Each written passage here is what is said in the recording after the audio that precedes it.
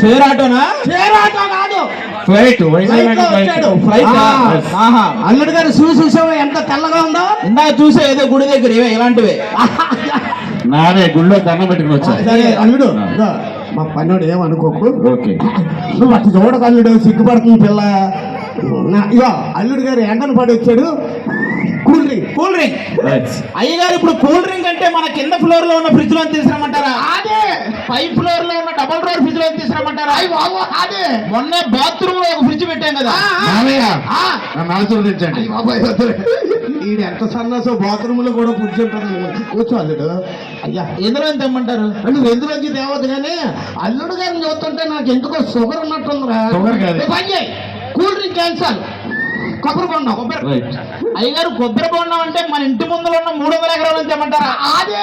ఇంటి అనుకున్న 700 ఎకరాలు తెమ్మంటారా? అయ్యి బాబాయ్, ఆల్మోస్ట్ ఊరు మొత్తం అందే కదా. అయ్యి బాబాయ్, ఏం మామయ్య నువ్వు దేవుడురా, కూర్చో. వెంటనే దీన్ని పెళ్లి చేసి ఉంది ఇంకా లేదు, ఎకరాలు అమ్మేసి బెట్టింగ్ లో పెట్టేసి ఇలాగున్నా. కూర్చో.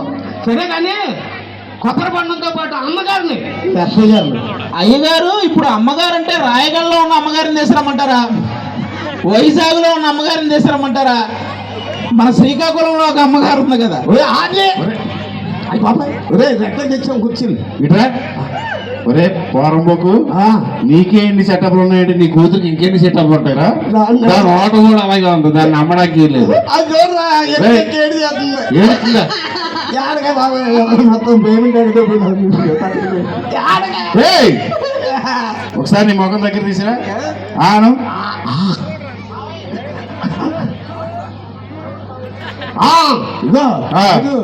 అమ్మాయిని చూసి ఏదో అనుకుంటున్నావు నువ్వు. ఏంటది? పాటలు ఎరగొట్టే తెలిసిన ఏంటి అమ్మాయా?